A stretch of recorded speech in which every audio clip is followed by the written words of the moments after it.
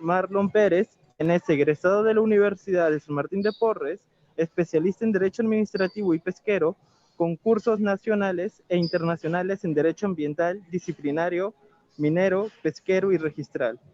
Asociado del estudio Sparron y Villanueva, con experiencias en las áreas de Derecho Administrativo, Pesquero y Societario. Actualmente es jefe de prácticas del citado estudio y es egresado de la Maestría de Derecho Constitucional de la Universidad San Martín de Porres. Adelante, doctor. Muchas gracias, Cristian, por la presentación. No sé si me permites compartir pantalla, porque he preparado algunas filminas.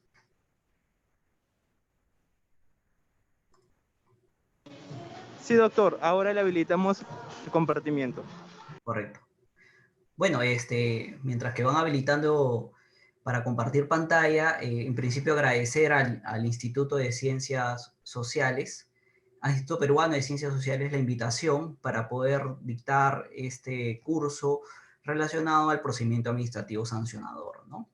Sabemos que producto de esta pandemia no podemos tener un acercamiento más cercano, ¿no? Sino mediante estos medios tecnológicos, ¿no? Como son el Zoom.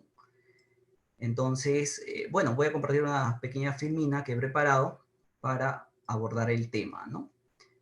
Entonces, vamos a abocar qué nos refiere el procedimiento sancionador.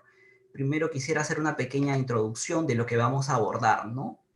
Vamos a ver de dónde nace la potestad sancionadora, a través de qué elemento sustancial el procedimiento administrativo va a conllevar a que tenga un mecanismo.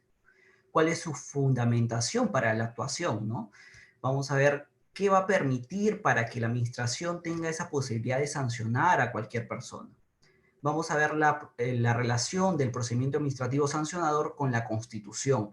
Y vamos a ver que este procedimiento no está recogido de manera implícita en la Constitución, sino de manera, bueno, no literal, no de manera expresa en nuestra Constitución, ¿no? Entonces vamos a ver también un poco de doctrina, cuál es la regulación que va a permitir desarrollar el procedimiento administrativo sancionador. Como algunos sabemos, y creo que la mayoría, la ley que regula el procedimiento administrativo sancionador es la ley 27444, sin defecto de las normas especiales que existan, ¿no? Vamos a ver también el marco de aplicación, ¿no? ¿A quién va a aplicar esta norma? ¿Quiénes van a ser las autoridades o los entes que van a tener esta aplicación de esta norma, de la ley, ¿no? Vamos a ver también el contenido del tubo de la ley del procedimiento administrativo general, que básicamente va a estar relacionado a que la norma general va a primar sobre la norma especial en cuanto a las garantías administrativas, ¿no? Vamos a ver también las principales finalidades del procedimiento administrativo sancionador, los principios básicos del procedimiento administrativo sancionador, que en un inicio eran 10 y luego se incluyó un principio que básicamente está relacionado a la responsabilidad subjetiva, ¿no? Que más adelante va a ser desarrollado, ¿no? ¿Cuáles van a ser las reglas especiales también de la potestad sancionadora? También lo vamos a abordar.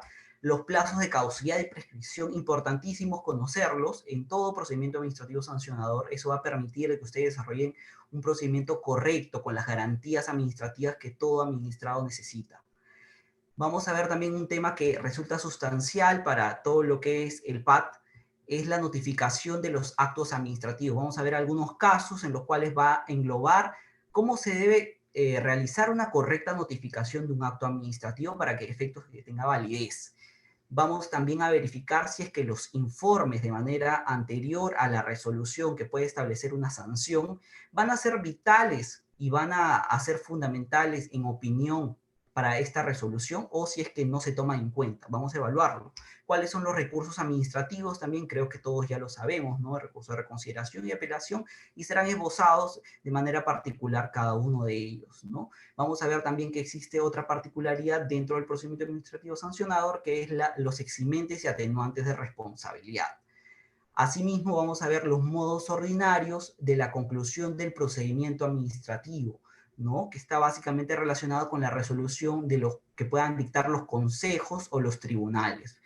Ahí quisiera detenerme un poquito entre la diferencia del consejo y tribunal. El consejo básicamente va a tener la posibilidad de dictar actos de resoluciones de última instancia y los tribunales van a tener la posibilidad también de dictar resoluciones de última instancia, pero con el, digamos, el principio de poder dictar precedentes administrativos. Esa es la diferencia con el consejo. Algunas entidades administrativas o ministerios tienen consejos y otros tienen tribunales. Vamos a ver también las particularidades de la nulidad de oficio y 4 casos prácticos, ¿no? Y también vamos a detallar un poquito el tema de los procedimientos administrativos sancionadores en OEFA. Entidad, digamos, adscrita al Ministerio de Ambiente, ¿no? Técnica, básicamente. Bueno, estableciendo estas particularidades del punto de agenda que vamos a esbozar, vamos a ver que el procedimiento administrativo sancionador va a tener lugar con el ius puniendi. ¿Qué significa ius puniendi? Es aquella potestad o poder que tiene el Estado de poder ejercer un mecanismo de control frente a los administrados, de poder establecer una sanción. Entonces, ¿qué va a establecer este ius puniendi? Un derecho subjetivo. ¿Hacia quién? Hacia las personas, personas naturales o jurídicas. Va a poder aplicar penas y sanciones y también medidas de seguridad, ¿no? Para contrarrestar cualquier tipo de ilícito administrativo. Vamos a ver que el ius puniendi no solamente es para el derecho administrativo, sino para el derecho penal. ¿Y quién da este poder o este ius puniendi? Somos nosotros, los ciudadanos, los que le damos este poder al Estado para efectos de que controle nuestro mecanismo y puede ejercer mecanismo de control, como es el procedimiento administrativo sancionador, frente a cuestiones que no van amparadas a la normativa vigente. ¿Ya? Teniendo esto claro, vamos a ver los fundamentos de la actuación sancionadora, ¿no? ¿Para qué está el procedimiento administrativo sancionador o por qué se inició? Básicamente el procedimiento administrativo sancionador inició para efectos de generar, digamos, una descarga al exceso de casos en la administración pública, es decir, en el Poder Judicial, ¿no? Porque existe una cantidad inmensa de casos que a veces el Ministerio Público no los puede abordar. Entonces, se creó este procedimiento administrativo sancionador para efectos de descargar a la Administración de Justicia, ¿no? Y que tenga relevancia sobre ilícitos de menor gravedad, ¿no? Como vamos a ver, se va a imponer sanciones, decomisos, amonestaciones, ¿no? Dentro de un procedimiento administrativo sancionador. También, ¿qué nos va a permitir la actuación sancionadora? Nos va a permitir dotar de mayor eficacia al amparo represivo respecto de ilícitos menores, ¿no? Conforme referí en el punto anterior, los ilícitos menores van a ser cubiertos o englobados por el procedimiento administrativo sancionador, ¿no? Asimismo, también va a promover mayor inmediación entre la autoridad y la persona sancionada, ¿no? Va a haber una mayor comunicación. ¿Cómo? Con los pedidos de lectura, los pedidos de audiencia, los accesos a la información que se pueda, digamos, recabar de un expediente. Entonces, el procedimiento administrativo sancionador va a permitir estas particularidades con el administrado, a diferencia de la vía penal, que es un poco más engorroso tener contacto directo con el fiscal, ¿no? Entonces el procedimiento va a tener más inmediación con el administrado, va a tener mayores garantías, un debido procedimiento, que va a permitir, digamos, una relación más directa entre el administrado y la administración. Teniendo ello claro, vamos a ver la constitucionalidad de la potestad sancionadora. Al respecto, la doctrina nacional señala que el reconocimiento constitucional del procedimiento administrativo sancionador es una cuestión explícita. No está recogido textualmente en nuestra Constitución. No hay una norma que disponga que el procedimiento administrativo sancionador está, digamos, amparado por nuestra Constitución, sino es de manera explícita, ¿no? Proviene, como les señalaba, del derecho penal. Básicamente, para el doctrinario Jorge Danos, afirma que la potestad sancionadora de la administración pública se justifica principalmente en razones pragmáticas, dado que es necesario para cautelar el cumplimiento de las normas legales. ¿A qué se refiere con esta justificación pragmática? Porque básicamente el procedimiento sancionador se refiere a cuestiones prácticas. Si bien es cierto, va a existir, digamos, normas que van a conducir el procedimiento administrativo sancionador, pero este va a tener su generación en cuestiones prácticas, en casos que realmente se ejerza esta potestad sancionadora por parte de la administración pública, ¿no? Asimismo, conforme señalaba en el primer punto, esta facultad es implícita, ¿no? Pero es imprescindible. ¿Por qué es imprescindible? Es para controlar la actuación de la ciudadanía. No podemos obviar digamos, conducto de procedimiento sancionador, porque si no sería un desorden, no habría un orden en la administración de justicia, ni en la ciudadanía, ni en la población, ni en ningún lado. Entonces, para eso se creó este procedimiento administrativo sancionador, ¿no? Y básicamente su constitucionalidad no está recogida textualmente en la Constitución, pero se reconoce como un texto implícito, ¿no? Que el Tribunal Constitucional también ha desarrollado en varias sentencias y los principios también, que vamos a ver más adelante. Entonces, teniendo ello claro, vamos a ver que la manifestación de la potestad sancionadora, ¿cómo se da? Se va a dar a través de una sanción administrativa. ¿Pero qué roga una sanción administrativa? Va a generar la sanción administrativa una sanción que se le va a establecer a un administrado por cualquier, digamos, inconducta que tenga o por cualquier afectación que realice a la norma vigente o a la disposición vigente. Entonces, si es que un administrado comete cualquier tipo de irregularidad contraria a la norma, va a recibir una sanción administrativa, ¿no? Esto es en respuesta a una conducta ilícita, que básicamente va a ser reprochable de sanción, ¿no? Para efectos de poder tener todos, digamos, una pacificación general y no todo ande en desorden en la administración pública, ¿no? Entonces, teniendo esta cuestión presente, pasamos a lo que nos dice Juan Carlos Morón Urbina, el conocido administrativo a nivel peruano. Básicamente nos dice que la potestad sancionadora constituye una competencia de generación de necesidades complementarias a la potestad de mando y corrección para el adecuado cumplimiento del ordenamiento administrativo, estableciendo en procura del interés público. ¿Por qué, digamos, establece esta cuestión particular, este doctrinario?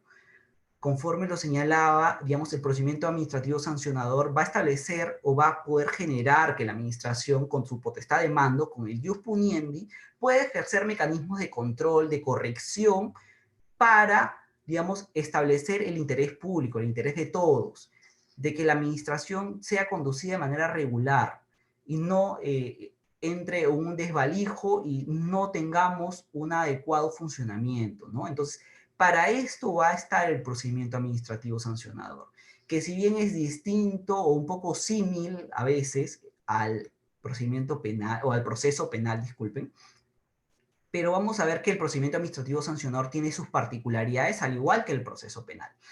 Entonces, algo que quisiera que tengan en claro, que el procedimiento es muy distinto al proceso, ¿no? Procedimiento es a nivel administrativo, proceso es a nivel judicial. Eso es para toda la vida, tenerlo claro. Entonces, teniendo esto claro, la doctrina también nos refiere que el procedimiento administrativo sancionador es el trámite administrativo mediante el cual la autoridad o funcionario va a imponer una sanción, en resumen, ¿no?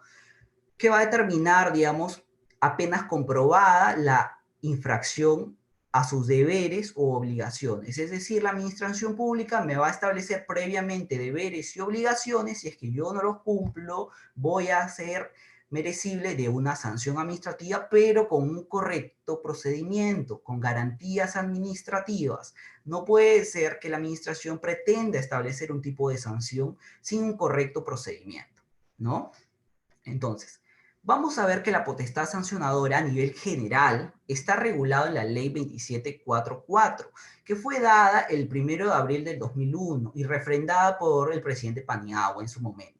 Y el TUO, vamos a ver que ha sido aprobado en el año 2019, ¿no? El 3 de mayo, justamente. Quisiera aquí tener, digamos, hacer un paréntesis, ¿no? ¿Cuál es la diferencia entre la ley y el TUO? Básicamente, la ley es aquella disposición que va a establecer el criterio general de cualquier aplicación de una disposición, ¿no? Va a establecer las particulares. Si es que el legislador quiere regular algo en materia, no sé, no sé, o Sinermin va a establecer una particularidad en la ley, cuestión que va a ser regulada de manera posterior mediante su reglamento, ¿no? Un decreto supremo. ¿Y para qué va a servir el TUO? El TUO básicamente, como su nombre lo dice, es un texto único ordenado. Va a ordenar la norma para efectos de que tenga relación, ¿no? La ley no es tan ordenada, ¿por qué? Porque está hecha por nuestros legisladores. Entonces, a veces nuestros legisladores hacen o ponen un artículo cuando debería ser el siguiente otro para que tenga hilación, sin embargo lo ponen al final, o lo ponen en una disposición transitoria, una expresión complementaria, o una expresión final, o lo ponen en cualquier parte de la ley. Entonces la ley no tiene hilación, entonces por eso se generan estos textos únicos ordenados, para efectos de ordenar la norma, ¿no? Y vamos a ver que estos textos únicos ordenados son aprobados por el Ministerio de Justicia. El Ministerio de Justicia va a ser el ente encargado de recibir la norma, establecer su reglamento y de considerarlo también su tubo para ordenar la ley, ¿no? Entonces, vamos a ver el ámbito de aplicación de la ley, del tubo de la Ley del Procedimiento Administrativo General, aprobado por el Decreto Supremo 04/2019 JUS, si es que no lo modifican, porque siempre lo paran modificando. Hemos tenido un anterior, el de 2018. Vamos a ver que el ámbito de aplicación de esta ley va a ser, digamos, utilizada por el Poder Ejecutivo. Y el Poder Ejecutivo está conformada por sus ministerios o sus organismos públicos. Vamos a ver acá como ministerios al Ministerio de la Producción, a los INERMIN, también a otros organismos públicos, como es el OEFA, ¿no? El Poder Legislativo también tiene cabida en este tipo de aplicación de esta norma, ¿no? ¿Por qué? Porque va a establecer mecanismos, ¿no? Dentro del Poder Legislativo también hay mecanismos internos. El Poder Judicial propiamente también lo va a tener, ¿no?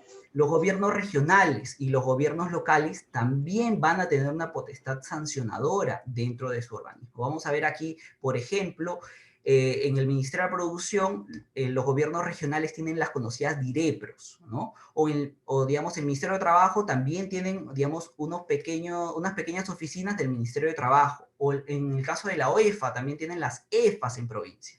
Ellos van a ser los encargados de resguardar la legislación en las provincias de nuestra localidad, ¿no? Vamos a ver que también los organismos que la Constitución va a amparar, ¿no? Como por ejemplo la Contraloría General de la República, también tiene un procedimiento disciplinario para sus funcionarios cuando cometen irregularidades internas, ¿no? Vamos a ver que también están aquí amparados bajo esta norma las demás entidades o organismos o proyectos sociales, por ejemplo el PRONA, cualquier entidad que cree el Estado por un determinado tiempo, va a tener también un conducto administrativo, va a tener que establecer una norma interna especial que va a regular cualquier cuestión administrativa, pero que no debe ser menos favorable que la Ley 2744. Entonces también vamos a observar finalmente a las personas jurídicas bajo el régimen privado. Por ejemplo, aquí tenemos a las empresas que brindan servicio de luz en las provincias. Por ejemplo, en la ciudad de Chiclayo hay una empresa privada que brinda servicios públicos que se llama ENSA, distribuye luz. Entonces, esta empresa también debe tener una directiva interna que comprenda las garantías administrativas, ¿correcto?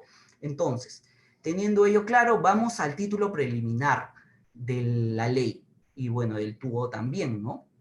Vamos a ver que el contenido de este artículo 2 va a establecer una cuestión particular, ¿no?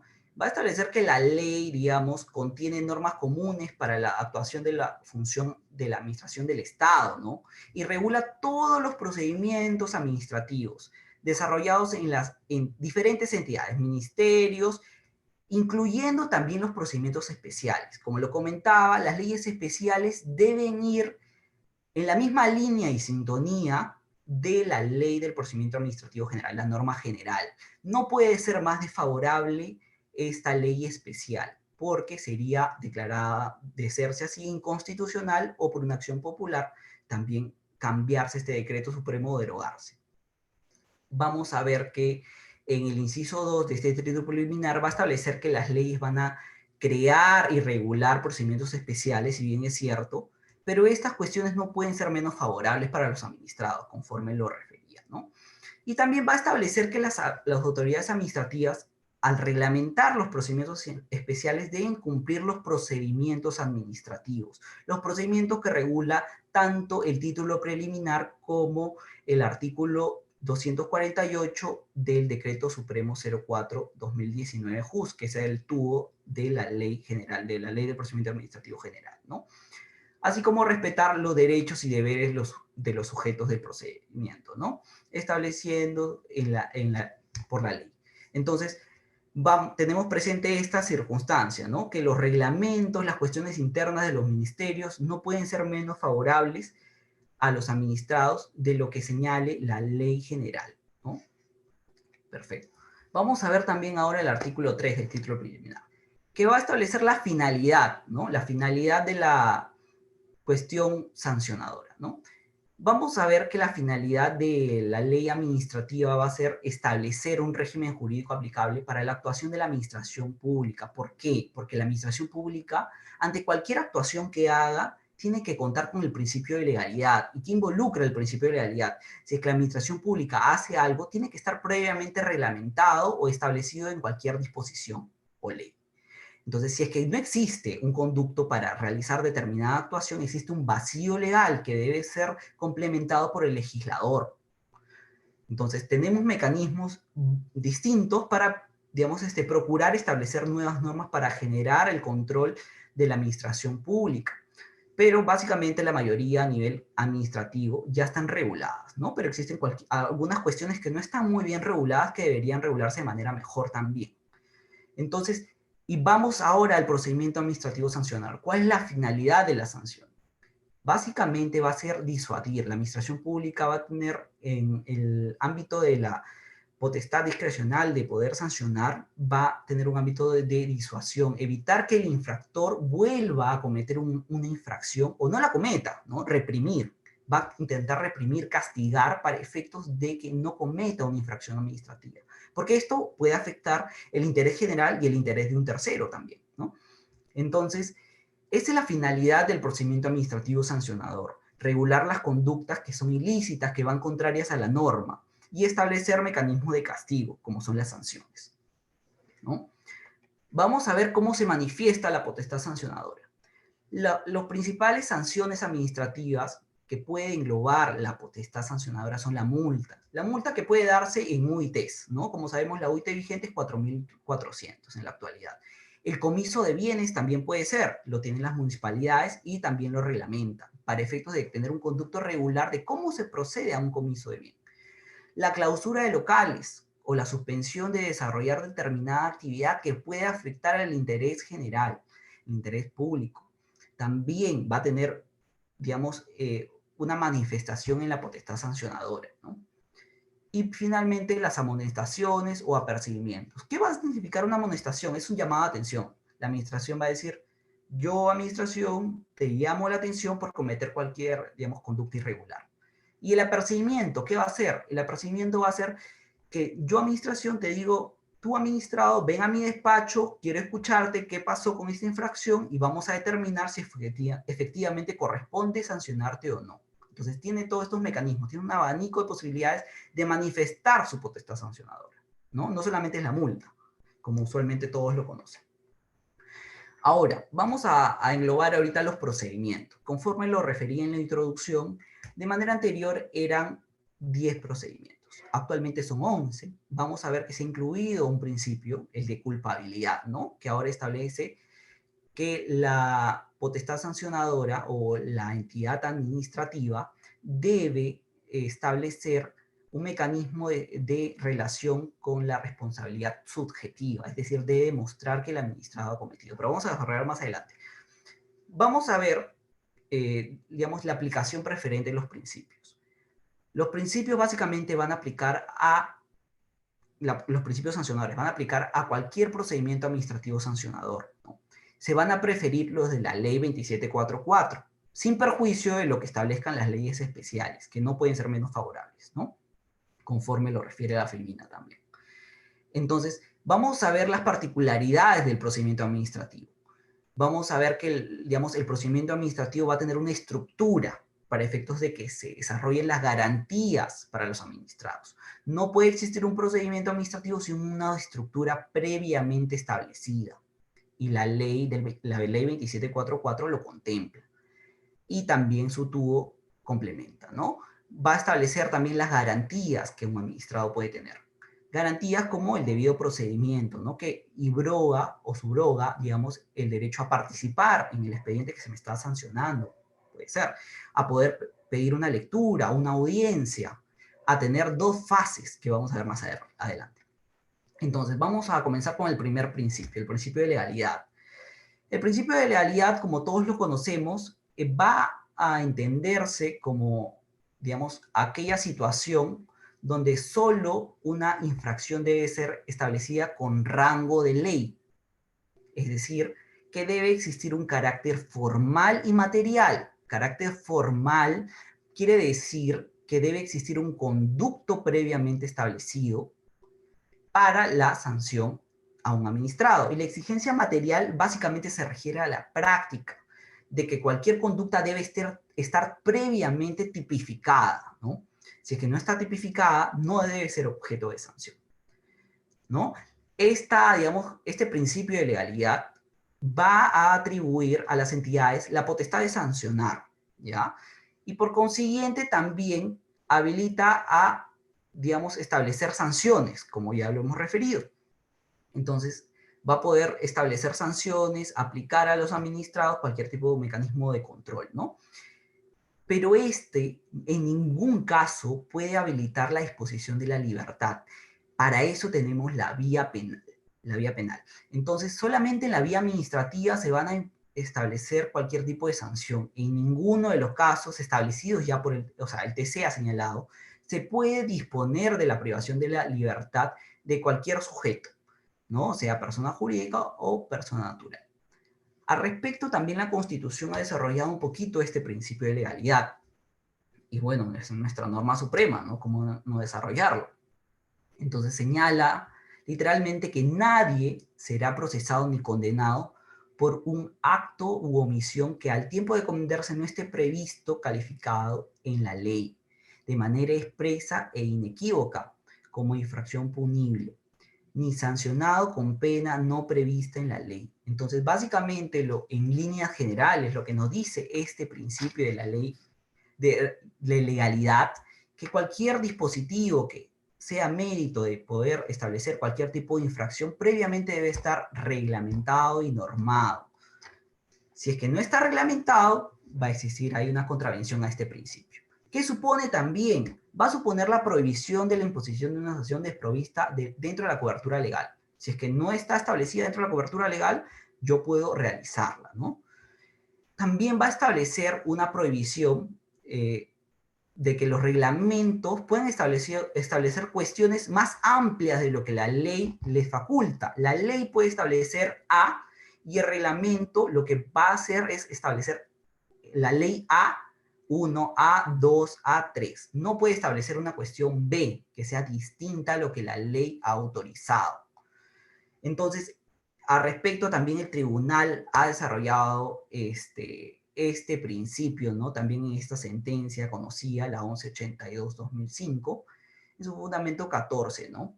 Que cuando se aplica una sanción debe estar previamente determinada por ley. Si es que no está determinada, no resulta, digamos, aplicable o configurable conforme al principio de legalidad. Vamos ahora al principio de debido procedimiento. Como ya lo he señalado, el principio de debido procedimiento va a irrogar, digamos, garantías administrativas. Y básicamente con la norma recién, bueno, dada en estos últimos años, ¿qué va a involucrar el debido procedimiento? El debido procedimiento en el procedimiento sancionador va a involucrar una fase instructora y una fase sancionadora. ¿Qué quiere decir? Que el legislador modificó la norma para efectos de que existan dos fases. De manera anterior solamente existía una fase. Era la misma persona que evaluaba los medios probatorios y la misma persona que sancionaba. Ahora la cuestión ha cambiado y ahora hay dos fases, la fase instructora y la fase sancionadora. La fase instructora va a ser una persona independiente a la fase sancionadora. En la fase instructora vamos a encontrar que va a disgregar todos los medios probatorios que va a tener el procedimiento administrativo sancionador. Y la fase sancionadora finalmente va a decidir con todos estos elementos probatorios recabados por la fase instructora en que si conviene sancionar o archivar a un administrado su procedimiento administrativo sancionador, ¿no? Vamos a ver que esto se parece un poquito al derecho penal. ¿Por qué? Porque, a ver, cuando alguien comete un ilícito penal, el fiscal va a ser el encargado de investigar cualquier cuestión, ¿no? Va a recabar los elementos y este va a ser el que va a llevar todos estos medios probatorios al juez. Y el juez finalmente va a decidir si es que finalmente va a establecer una sanción o no, restrictiva de libertad o no. Entonces vamos a ver que tiene un símil, un parecido, ¿no? Vamos a ver también que el concepto de debido procedimiento según la doctrina, bueno, si bien deriva de, digamos, del derecho administrativo, esta tiene una noción del debido procedimiento en el ámbito jurisdiccional. Como sabemos, en el debido proceso está regulado en el artículo 139, inciso 3, ¿no?, de la Constitución, el cual describe el debido proceso y la tutela jurisdiccional efectiva, ¿no? Entonces es similar. El derecho administrativo igual va a recabar estas garantías administrativas para efectos de procurar y establecer, digamos, caracteres iguales a los administrados y no desfavorecerlos a ellos en cuanto a un procedimiento, ¿no? Esta va a tener las exigencias y características propias de la rama, ¿no?, del debido proceso, ¿no? Pero el derecho administrativo tiene sus particularidades también. Vamos a ver que el debido proceso también está regulado dentro del título preliminar del TUO de la Ley 2744, aprobado por el Decreto Supremo 04/2019 justo, ¿no? Ahora vamos a esbozar el principio de razonabilidad. ¿Qué va a involucrar el principio de razonabilidad? Y a veces muchos se confunden. El principio de razonabilidad no significa que la multa va a disminuir, sino va a establecer, digamos, si es que efectivamente corresponde establecer una sanción o no. Si esta va a resultar más ventajosa para el infractor que incumplió la normativa, o si es que esta sanción va a generar de que efectivamente la siga cometiendo, ¿no? Y que ésta también asuma su responsabilidad con una sanción. Entonces vamos a ver cuáles son los efectos de la gradualidad que se puede establecer con el principio de razonabilidad, ¿no? Vamos a ver que tiene diferentes acapites, ¿no? Entonces vamos a ver que va a tener va a describir la gravedad al daño al interés público y al bien jurídico protegido, ¿no? ¿Cómo vamos a ver el daño al interés público cuando se afecta, digamos, o cuando un administrado afecta cualquier norma de relevancia nacional? Por ejemplo, la extracción de recursos juveniles, es decir, pescados en tallas menores. ¿Eso va a afectar al interés público? Sí, porque están depredando nuestro mar cuando no están autorizados para ello. Hay un estándar para poder pescar una talla determinada. El bien jurídico.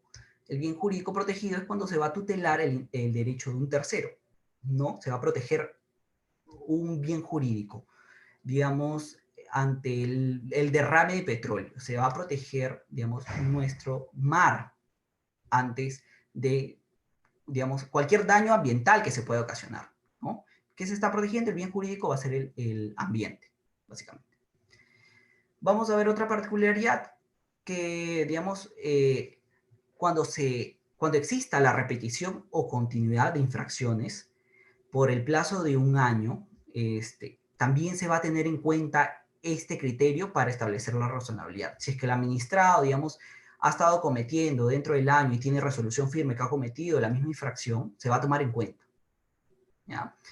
También las circunstancias de la comisión de la infracción, ¿no? Producto de qué, por qué lo cometió. Van a también evaluarse estas cuestiones particulares para determinar si es que efectivamente corresponde establecer una sanción o no. ¿Y cuál es el beneficio que va a obtener el infractor con el supuesto ilegalmente cometido, ¿no? ¿Qué va, digamos, en qué lo va a beneficiar si es que incumple la norma? Eso también se va a tener en cuenta. Y la existencia de intencionalidad o no, si es que el infractor efectivamente quiso cometer la conducta infractora o no. Eso también se va a evaluar.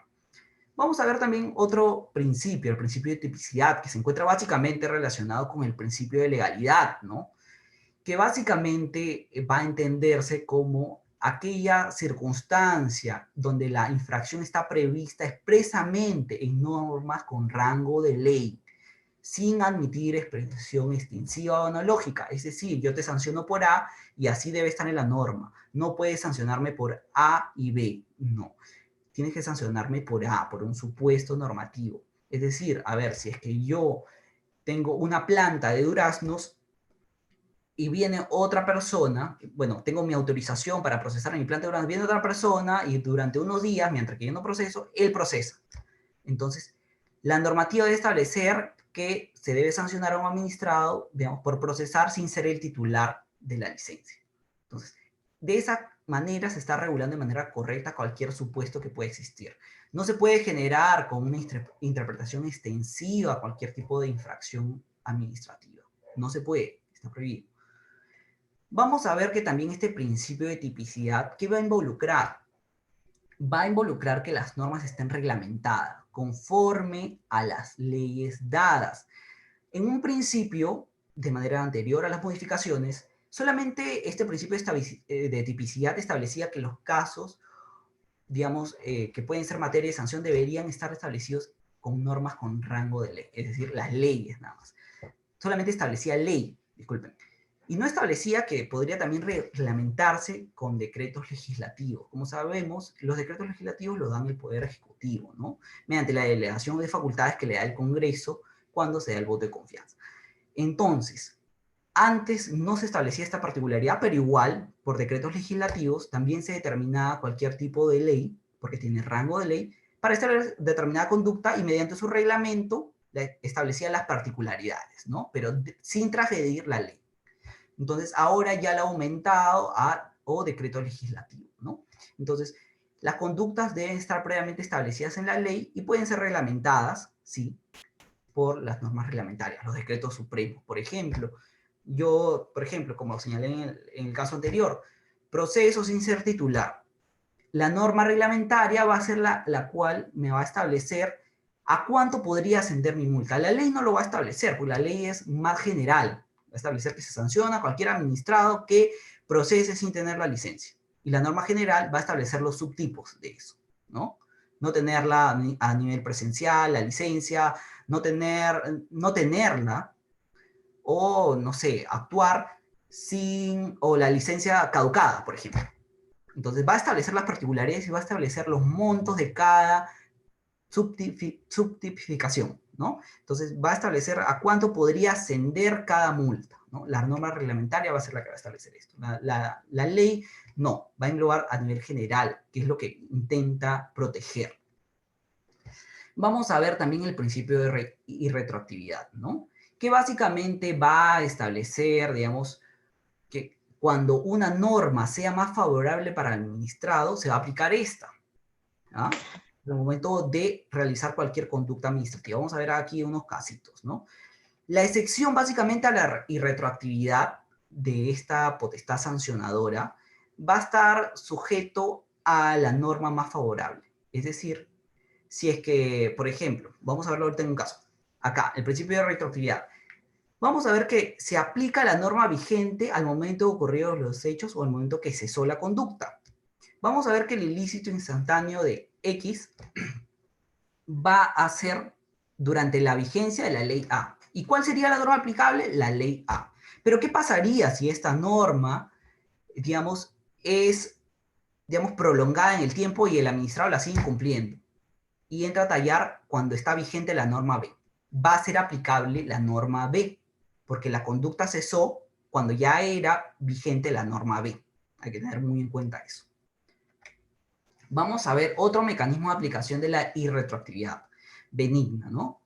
Entonces, vamos a ver que si es que la norma posterior es más favorable, se va a aplicar esta. Por ejemplo, acá un caso. La ley A multaba a los administrados con 5 UITs por cualquier ilícito. Vamos a ver que el administrado comete la conducta y durante el procedimiento, digamos, sale la norma B. Y la norma B resulta ser más favorable. Se va a aplicar esta sanción, la de una UIT, a pesar de que la conducta fue cometida durante la vigencia de la ley A. ¿Correcto? Entonces, si es que la conducta es prolongada, conforme se señaló, se va a aplicar, o si es que digamos, la norma es digamos, prolongada en el tiempo, se va a aplicar igual la norma más favorable. ¿Por qué? Porque es un principio. Vamos a ver una situación diferente, ¿no? ¿Qué sucede cuando el ilícito es continuado? Se va a aplicar, conforme referí en las láminas anteriores, la norma vigente. Digamos, si es que el ilícito se prolonga en el tiempo, va a ser la última ley que se dio. La ley A establecía 5, la ley posterior 10, y yo cometí el acto cuando la norma estaba vigente, la ley B, entonces la aplicación va a ser la ley B.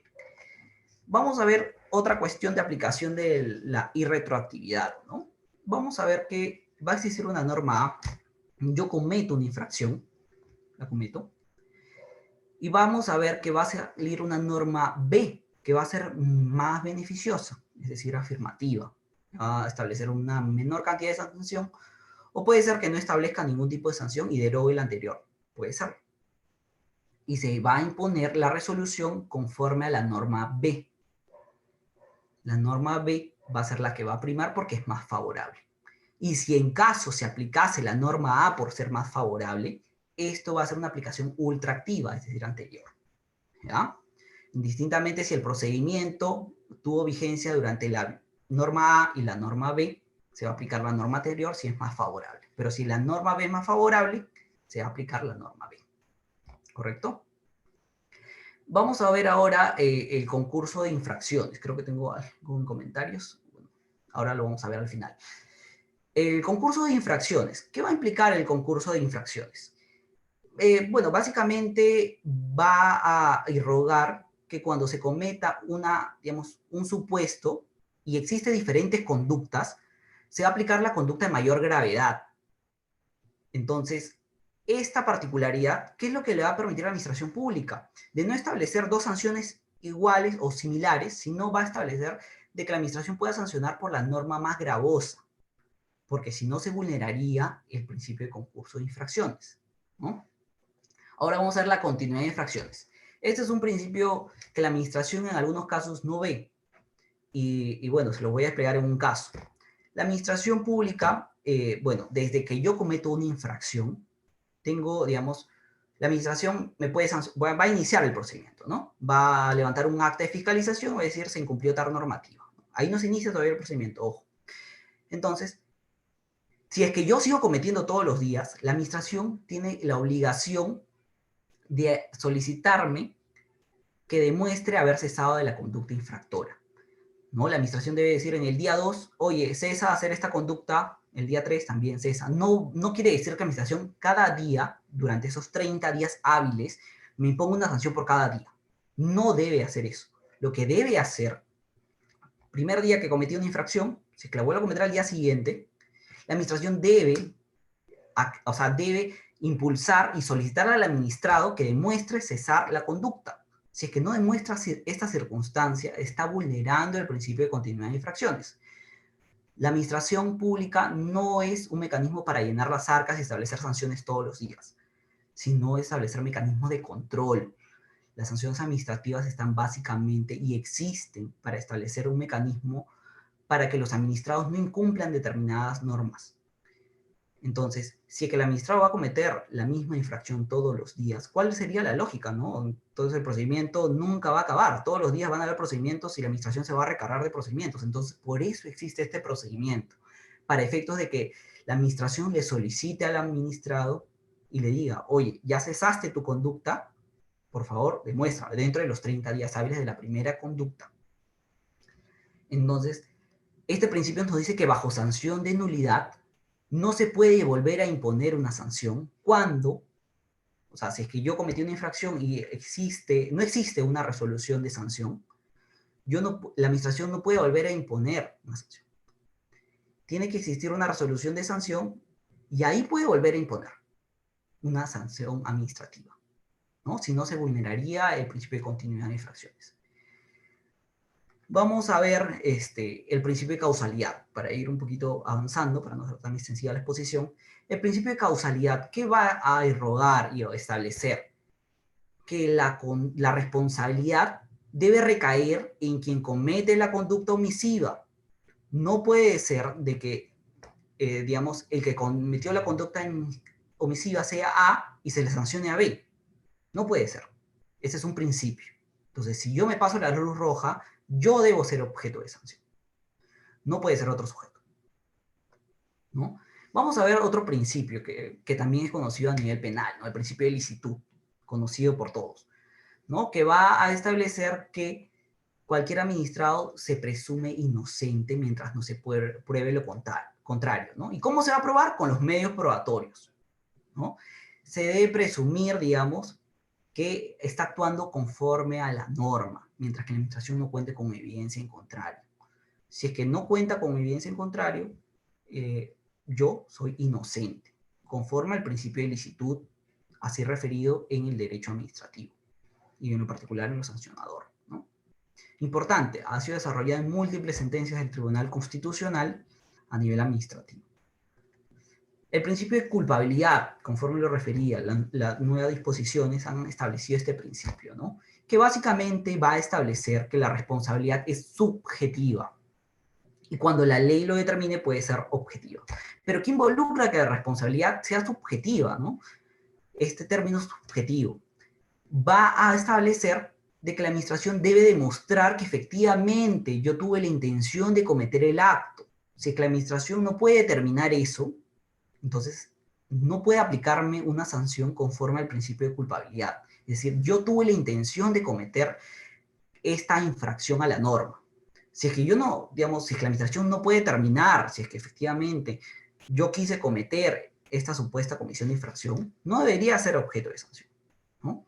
Antes, la responsabilidad objetiva, es decir, que la administración no tenía ni, digamos, ni podía, ni quería, o sea, ni tenía el deber de establecer si es que efectivamente yo cometí la infracción, solamente bastaba de que vea o verifique que efectivamente cumplía algo y bueno, me sancionaba. Pero ahora tiene el deber de efectivamente de verificar si es que efectivamente quise cometer ese ilícito, ¿no? Vamos a ver el principio de no bis in idem, importante. ¿Qué involucra el principio de no bis in idem? Que no se pueda sancionar a un administrado dos veces por el mismo hecho. No se puede imponer una sanción sucesiva o simultánea. Digamos, dicha prohibición también se extiende a las sanciones administrativas, salvo en concurrencia de continuidad de infracciones, ¿no? Cuando existe ese supuesto, aplica el no bis in idem. Pero acá vamos a ver ejemplos. Por ejemplo, se va a prohibir de aplicar sanción a nivel penal y a nivel administrativo. ¿Se puede establecer? No. Pero, sin embargo, vamos a ver, por ejemplo, en el Ministerio de la Producción, ente encargado de regular las cuestiones administrativas pesqueras, que a veces impone sanciones a los administrados por un caso que les comentaba, la extracción de recursos juveniles. Impone una sanción, o bueno, va a iniciar el procedimiento y también le va a cursar parte a la Fiscalía Especializada en lo Medio Ambiente para que también inicie investigación. Entonces vamos a tener acá dos conductos donde la Administración de Justicia y la Administración Pública van a desarrollar un mismo procedimiento, generando el detrimento al administrado, porque va a tener que contratar un abogado especialista en lo penal y un abogado especialista en lo ambiental, en lo administrativo. Entonces, acá la doctrina y la jurisprudencia ha establecido algunas particularidades, ¿no? Cuando existan dos procesos, digamos, con la misma identidad, un proceso y un procedimiento, ¿quién va a ser el encargado? Va a ser el encargado de determinar esta circunstancia el juez. El juez va a ser el que determinar qué corresponde, el procedimiento o el proceso, ¿correcto? Por ejemplo, tenemos un caso. Un pasajero viaja a pie en un bus. Sabemos que esto está prohibido. Entonces, él puede recurrir a un solo ente, a la Comisión de Protección al Consumidor o al Ministerio de Transportes y Comunicaciones para que velen sus derechos. Y solamente uno de los dos va a poder establecer una sanción a esta empresa que cuenta con su bus y, bueno, efectivamente cumplió la normativa. Entonces, ¿qué más va a irrogar el principio de no bis in idem? Cuando exista triple identidad de sujeto, hecho y fundamento. ¿Qué va a involucrar el sujeto? El administrado, básicamente, la persona jurídica o natural que va a ser objeto de sanción. El hecho, por ejemplo, yo cometí tal hecho, tal día, va a ser el mismo y se me va a intentar establecer dos sanciones. Y el fundamento es la cuestión jurídica que se va a establecer, la aplicación normativa. Como les comentaba, a nivel pesquero, existe una cuestión particular de extraer juveniles, la norma administrativa o reglamento de la Ley General de Pesca lo contempla, pero también el Código Penal establece una particularidad, que la extracción de juveniles, bueno, no particularmente extracción de juveniles, sino la recolección de fauna en tallas menores va a generar la imposición de una pena irrestricta de 2 a 5 años de libertad. ¿Y a quién se le puede imponer esto? A los gerentes generales de las empresas o a los mismos armadores de las embarcaciones, ¿no? Porque ellos van a ser los que finalmente extraen el recurso. Conducta difícil y debatible que actualmente el Tribunal Constitucional tiene que decidir de cómo se debe aplicar porque no está bien regulado. Y eso puede ser materia de tesis también. Importante. Entonces, esta cuestión de que se sancione por el mismo hecho 2 veces, sea en la vía penal y en la vía administrativa, es una cuestión que está errogándose una práctica que realmente no debería darse. Y los funcionarios están que desconocen este principio de no bis in idem, que también es explícito en la Constitución, no está regulado de manera literal, sino el Tribunal Constitucional ha establecido que es una garantía del debido proceso y la tutela jurisdiccional efectiva, y también del debido procedimiento. Entonces, conforme señalaba, ¿qué va a prevalecer en la aplicación del no bis in idem? El orden cronológico. ¿Quién impone la sanción primero? Si es que ya me impuso la misma entidad, vamos a tener aquí, por ejemplo, 2 entidades administrativas. Una ya va avanzando, ya me impuso una sanción. La otra todavía no me ha impuesto una sanción. Entonces, ¿qué va a prevalecer? La que me impuso la sanción. La que me puso una multa de una UIT, 2 UITs, ¿no?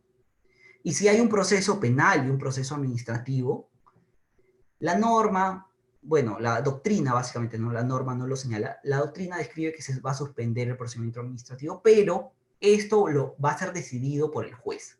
¿Quién continúa? Si es que va a continuar el procedimiento o el proceso. También vamos a ver otra particularidad. A ver, un ratito. Sí, a ver, vamos a tener aquí, si es que hay 2 procedimientos administrativos ante un mismo órgano, conforme lo señalaba, pero básicamente son órganos de la misma entidad, pero distintos, ¿no? Entonces va a primar el tema de la competencia y la especialidad. ¿Y quién va a decidir esta circunstancia? El superior jerárquico. Por ejemplo, en el Ministerio de la Producción tenemos a la Dirección General de Supervisión y Fiscalización, y dentro de eso tenemos los organismos de línea, la Dirección de Supervisión y Fiscalización, y la Dirección de Sanción, y la Dirección de Control. Entonces estos 3 van a ser los que van a verificar si es que efectivamente corresponde un procedimiento sancionador. Pero no los 3 pueden establecer una conducta, porque cada uno tiene, de acuerdo a su reglamento de organización y funciones, competencias y especialidades, ¿no? Entonces la norma va a determinar quién es el competente para establecer una sanción administrativa y quién va a ser el que se va a encargar de la fase instructora. ¿Qué va a pasar si es que si es una sentencia condenatoria? Ya no es pronunciable que la autoridad administrativa digamos, efectúe una decisión, ¿no? Si es que ya existe una sentencia a nivel fiscal, bueno, a nivel judicial que establece que tú realizaste determinado acto y la administración pública quiere establecer una sanción administrativa, ya no es posible. Ya no es posible que no se pronuncie porque ya tienes una sanción a nivel penal. ¿Qué sucede si es que hay una sentencia absolutoria? Es decir, a nivel judicial me absolvieron, gané el caso, bueno, no estaba dentro de los supuestos normativos. Digamos, la autoridad administrativa puede pronunciarse, pero, bueno, vinculado por los hechos probados a nivel judicial. Entonces, ahí va a determinar si es que efectivamente puede existir o no una sanción, pero puede pronunciarse. Puede actuar pruebas diferentes a las actuadas por el juez que no se hayan actuado dentro del proceso, puede ser. Por eso la sanción administrativa también puede rogar, después de un proceso penal, una evaluación, ¿no? Pero debe ser relacionada a los mismos hechos y, bueno, básicamente puede actuar pruebas diferentes al juez, ¿no? Vamos a ver las reglas también ahora, bueno, terminando ya todos los principios, los 11 principios del procedimiento administrativo general, las reglas especiales sobre la potestad sancionadora. ¿Qué va a suceder si es que la imposición de una multa excede los límites señalados? El INDECOPI va a actuar y va a establecer mediante, digamos, el mecanismo de barreras burocráticas cuestiones más favorables a los administrados. No puede existir una sanción que pueda irrogar el patrimonio, digamos, de toda una empresa y que genere su liquidación. El Estado no está para disolver o establecer procedimientos de liquidación a las empresas, sino más bien a generar mecanismos de apoyo y facilitarles, digamos, la actuación de la administración para que vayan en conducto con la norma vigente. Entonces, si es que existe una norma que exceda los límites señalados por el INDECOPI va a declararlo como una barrera burocrática. Existe ese mecanismo. Ahora, importante, conforme lo señalaba en el punto de agenda que vamos a ver ahora, el plazo de caducidad. El plazo de caducidad, este plazo ha sido instaurado recién con la normativa vigente, en el cual va a establecer que los procedimientos administrativos iniciados de oficio van a tener una duración de 9 meses, desde la fecha de imputación de cargos. El plazo puede ser ampliado de manera excepcional por 3 meses, siempre y cuando la administración motive esa circunstancia y emita una resolución directoral que previamente diga que se aumenta este plazo. No puede decir al vencimiento del plazo de los 9 meses, amplío, no, tiene que ser durante los 9 meses. Vamos a ver un pequeño caso respecto al tema de caducidad, importantísimo y que ha permitido ganar un caso y que, digamos, aquí vemos una incorrecta aplicación por parte de o desconocimiento de la administración pública, ¿no? La administración pública. Entonces, dentro de este plazo debe resolver la administración, es decir, de la imputación de cargos, tiene 9 meses para emitir su resolución, ampliables 3 meses más. Transcurridos este plazo y sin resolver digamos, el procedimiento o establecer una resolución de sanción, este procedimiento va a ser archivado. ¿Por qué? Porque, ¿qué es lo que se busca con esta norma de caducidad? Que la administración no se duerma en sus laureles y pueda establecer sanciones. Por ejemplo, cometo una infracción en tal año y la administración demora 3 años en resolver.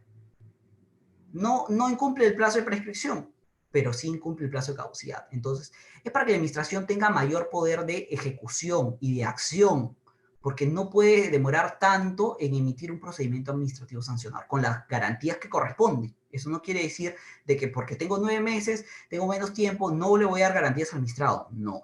Sin lugar a dudas, se respeta las garantías, incluso dentro del plazo de caducidad. Entonces, este plazo de caducidad debe respetarlo a la administración. Si es que no emite la resolución, se archiva. ¿Y qué quiere decir que se archive? Que regresa a foja cero hasta el momento de la acta de fiscalización. Entonces, vamos a regresar a foja cero. Inicia otra vez el inicio del procedimiento sancionador y va a tener los informes que correspondan dentro del procedimiento y la resolución de sanción. Es decir, todo a foja cero. Este plazo de caducidad va a ser declarado de oficio o a pedido de parte. Yo puedo solicitarlo al superior jerárquico, a la instancia que corresponda. Si es que todavía no se emite la resolución de primera instancia, yo puedo solicitarlo ahí. Solicito la caducidad del procedimiento. O, por ejemplo, si se emite la resolución fuera del plazo de los 9 meses, me corresponde presentar recurso de apelación o reconsideración, planteo la caducidad como medio de defensa. O en cualquier momento, con cualquier escrito, yo puedo plantear la caducidad del procedimiento administrativo. ¿Ya? Esto no quiere decir que ha prescrito el deber de acción de la administración. No prescribe.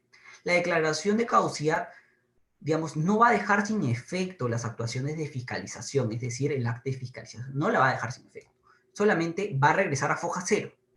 Todo va a iniciar desde el acta de fiscalización. Y los medios probatorios recolectados igual se van a instaurar en el nuevo procedimiento que se inicie, porque no cumplió con el plazo de caducidad. Entonces, vamos a ver que esta norma básicamente se instauró para que la administración active y accione dentro de los plazos de prontitud. No puede ser que la administración se demore tantos años en resolver un procedimiento.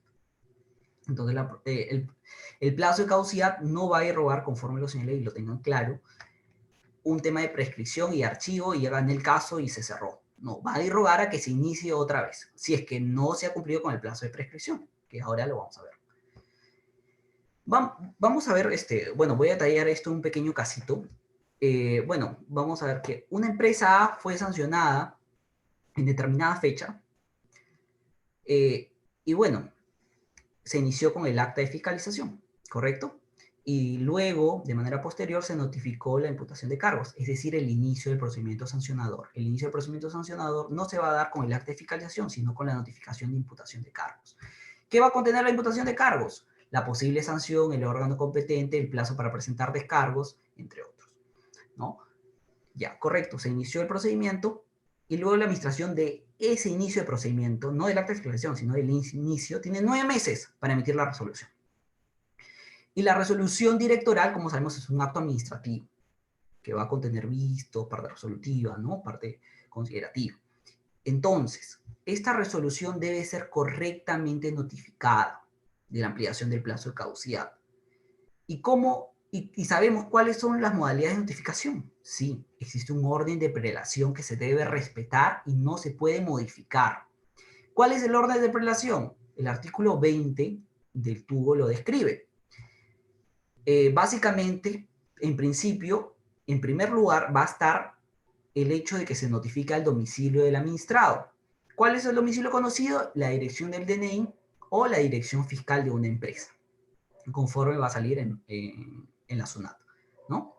La otra posibilidad es que también se notifique mediante correo, telefax, esos medios antiguos, pero el correo sí sigue vigente, pero previamente el administrado debe autorizarlo expresamente. Si es que no lo ha autorizado, la administración no puede notificar mediante correo, por ejemplo. Por eso en algunos casos ya se han creado plataformas virtuales de casillas y por ahí se están notificando, ¿no? Incluso la norma ha establecido que es una obligatoriedad tener este tipo de casillas en algunas entidades. Algunas entidades todavía van un poco retrocediendo ante eso, ¿no? Y en tercer lugar, vamos a ver si es que no encuentra domicilio conocido del administrado y no puede notificarlo mediante correo previo autorización del administrado, lo va a publicar en el diario oficial del peruano o en el diario de mayor circulación en el territorio nacional, ¿no?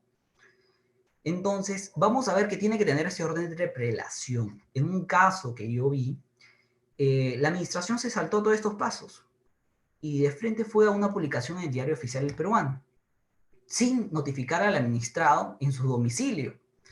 Entonces, básicamente, este procedimiento no ha sido ampliado y la administración dictó, digamos, dentro de este periodo de ampliación de 3 meses más que le da la norma, pero ya estaba fuera de plazo. Entonces, se determinó la caducidad del procedimiento, que más adelante lo vamos a ver a fondo. Ahora vamos a ver el plazo de prescripción. El plazo de prescripción, básicamente, está conformado o va a establecer la extinción de la acción de la administración pública. ¿Qué es lo que va a generar ello? Que la administración ya no pueda establecer una sanción. ¿Y cuánto es el plazo? 4 años. ¿Qué pasa si es que una norma establece una condición más favorable? Si establece 2 años, se va a aplicar la norma especial, ¿correcto? A pesar que la norma general establezca 4. ¿Qué pasaría si es que una norma especial va a establecer 5 años? Esta vulnera la norma general, entonces no es aplicable. Vamos a ver que también el plazo de prescripción va a tener involucrado un plazo de 25 días hábiles desde la notificación de la imputación de cargos para la presentación de descargos y todo eso. Vamos a verlo ahorita en un ejemplo para que se entienda un poquito mejor. Vamos a ver que la fecha de la supuesta comisión de la infracción, de cualquier caso, inició el 9 de mayo del 2007, ¿no? Y el procedimiento se inició el mismo día, es decir, la administración ese mismo día corrió traslado mediante una cero notificación con el acta de fiscalización, la autoridad competente, la posible sanción, la norma incurrida, el plazo para que puedas presentar descargos, te notificó el mismo 9 de mayo del 2007. Yo tenía 5 días hábiles para presentar descargos. Cabe resaltar que para la presentación de descargos, estos 5 días hábiles no son perentorios ni fatales. Si es que yo no los presento dentro de esos 5 días, puedo presentarlo al día 6, al día 7, no hay problema, siempre y cuando la administración no haya emitido la resolución final, ¿no?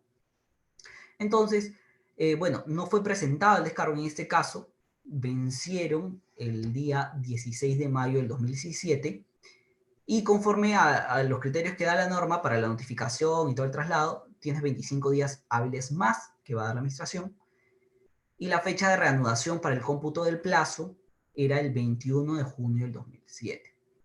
Entonces, la fecha límite contando los 4 años era el 21 de junio del 2011. Sin embargo, la resolución de este ejemplo fue dictada el 5 de junio del 2012. Entonces, la acción de la Administración Pública habría prescribió el día 22 de junio del 2011. Entonces hay que tener muy en cuenta esto. Aunque actualmente ya la Administración Pública tiene programas donde solamente ponen o consignan el dato de la fecha de la supuesta comisión de la infracción y la arroja cuando deben programarse para establecer tanto la notificación de cargos, el informe de instrucción final y la resolución directoral. Entonces se cuidan bastante de la prescripción. ¿Por qué? Porque si es que se detecta una prescripción en un procedimiento administrativo sancionador, el organismo de control interno puede establecer una sanción al funcionario que no detectó la prescripción. Entonces, por eso los funcionarios se cuidan bastante, porque son sujetos a responsabilidad, como bien sabemos. Ahora, otra cuestión que quería que tengan presente es que los informes que se van a dar durante el procedimiento administrativo no van a ser vinculantes. Es decir, un caso también que vamos a describir ahora, los informes van a ser como recomendaciones, ¿no? No van a establecer lo que la resolución directoral va a resolver. Es decir, por ejemplo, un informe de instrucción final puede determinar que se recomiende sancionar a un administrado y la resolución diga no, se archiva. O puede ser al revés, que el informe de instrucción final diga que se va a archivar la conducta del administrado y la resolución de sanción diga no, se sanciona. Al respecto yo tengo ahí ciertos comentarios, porque ¿qué sucede si el informe de instrucción final dice se archiva y finalmente la resolución sale favorable y dice se sanciona? Yo consideraría que ahí se afecta un poquito el derecho a la defensa, porque el administrado confiado va a pensar que efectivamente se va a archivar su conducta conforme al informe de instrucción final. Sin embargo, la RD va a establecer una conducta de sanción. Entonces, yo consideraría que ahí se puede vulnerar el derecho a la defensa, porque yo actué confiado conforme a la conforme al informe de instrucción final, ¿no? Los recursos administrativos, como ustedes ya lo conocen, el recurso de apelación y el recurso de reconsideración. Vamos a ver que algunas entidades no tienen recurso de reconsideración y sí lo pueden establecer en sus normas especiales, porque su criterio discrecional de la actividad sancionadora así lo puede establecer. Y bueno, en otros casos tenemos recurso de apelación. ¿Pero qué involucra el recurso de reconsideración? El recurso de reconsideración es cuando yo tengo una prueba nueva que puedo presentar, o una prueba no necesariamente nueva que tenga fecha posterior, sino una prueba que va a cambiar la decisión de la autoridad. Es decir, por ejemplo, la administración, no sé, me sanciona porque yo no tenía la licencia en ese momento durante la inspección. Y sigue todo el conducto, ¿no? Y yo, bueno, no hice nada, no presenté descargos, nada, esperé la resolución de sanción y me dicen, te sanciono por no tener la licencia.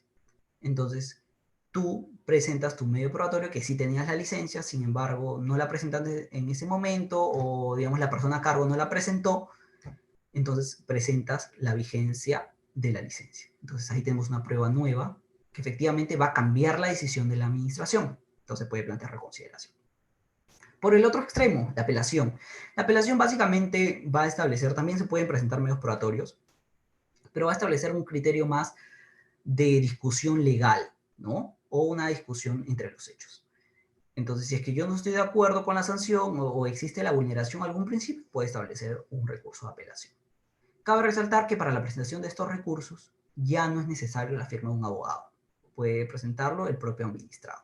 Sin embargo, esto puede traer ciertas consecuencias porque el administrado no sabe estos principios y puede generar cualquier tipo de irregularidades. Y ya cuando esté en segunda instancia, es imposible, o bueno, a menos que se requiera, que se recurra al proceso contencioso administrativo, revocar esa resolución de segunda instancia. Entonces, por eso es aconsejable que un abogado realice estos recursos. Pero la administración, o bueno, el legislador, así ha considerado que estos recursos no tengan, digamos, la firma de un abogado o esté suscrito por un abogado.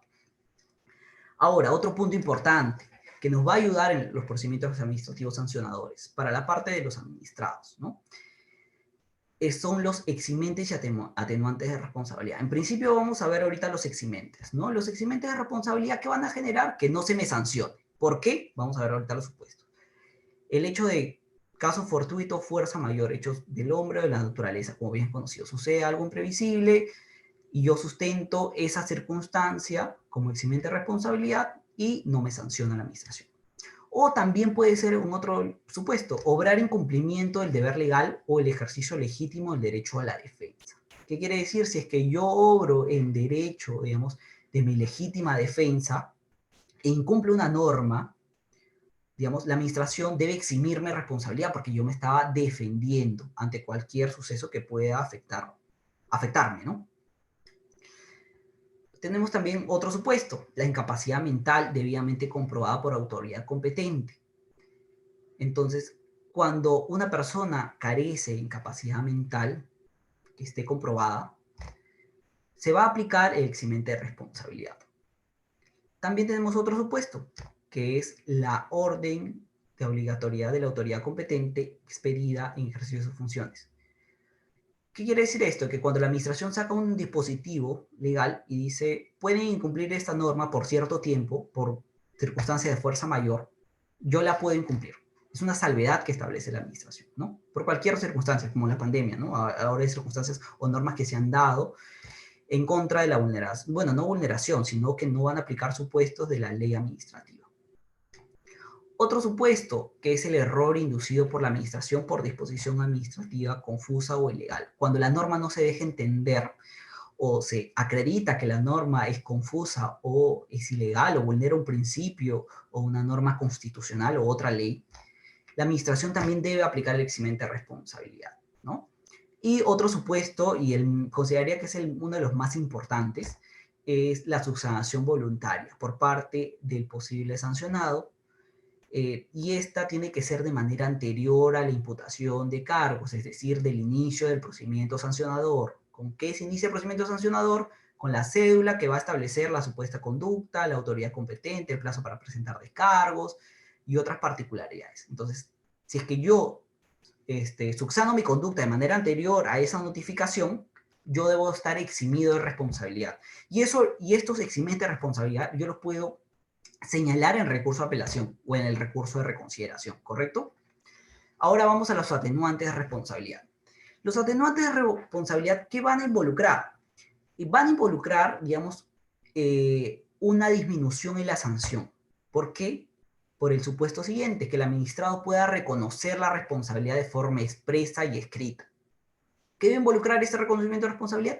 Que la multa se puede disminuir en algunos casos hasta un 50%.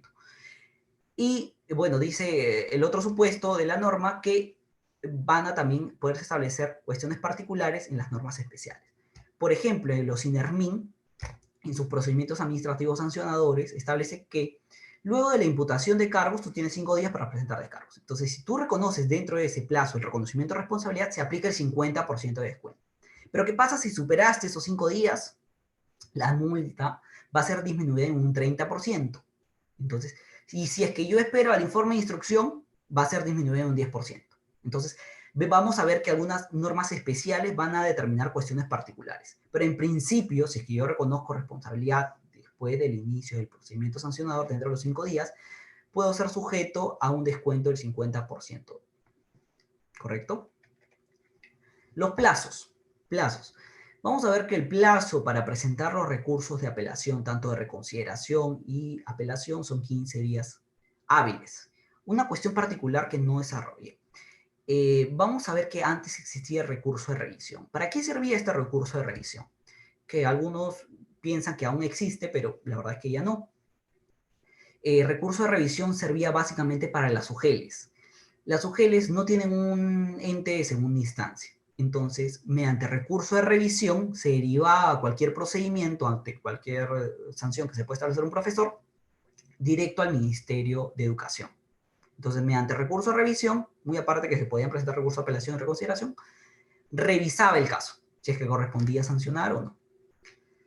Ojo, entonces actualmente solamente tenemos dos recursos impugnatorios, ¿no? La apelación y reconsideración.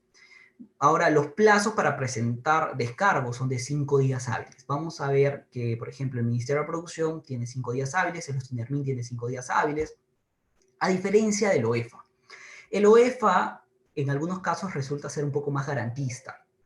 ¿Y por qué? Porque va a irrogar conductas a nivel técnico que incumplan la normativa ambiental. Entonces, este tipo de sanciones requieren un poco más de tiempo, no son tan fáciles de absolver.